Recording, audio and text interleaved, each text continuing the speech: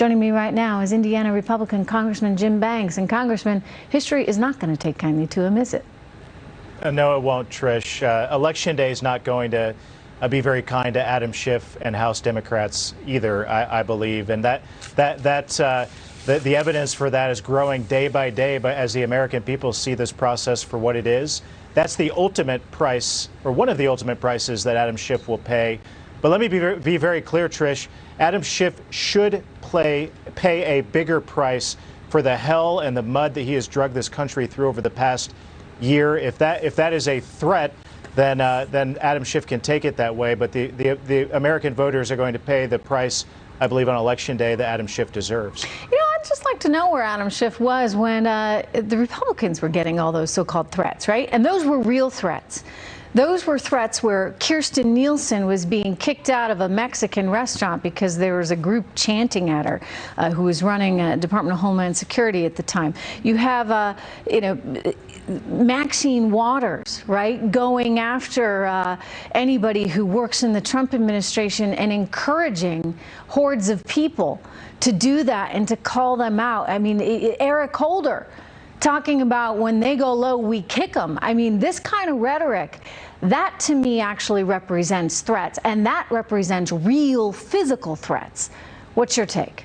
Well, Trish, Adam Schiff isn't the only hypocrite here. I mean, look at the way that the left-wing media has reacted to the president's tweet saying that Adam Schiff should pay a price. And just go back 2 weeks ago when Nancy Pelosi said exactly the same thing. She said that Republican senators are going to pay a price if they don't bring in witnesses to testify during the impeachment proceedings. Now you have on Meet the Press, you have Chuck Todd asking Adam Schiff if he feels threatened by the president's tweet when the president said exactly the same thing that Nancy Pelosi said. I'd just like to know why they didn't bring in the witnesses. I mean, they could have called John Bolton. They're out there saying, oh, Bolton's going to testify.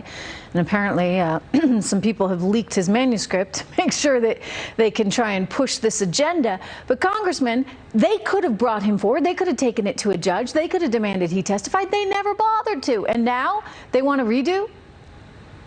That says it all, Trish. The American people sees this clearly for what it is. This is a well-timed political hit job on a president as he nears Election Day. It's not going to work. The American voters are going to retaliate in a big way on Election Day and give President Trump not only the re-election that he deserves, but also win back the House for House Republicans to win back the majority. And that's going to be a good day in American history. Look, you know, people don't like it when you start telling them their vote doesn't count.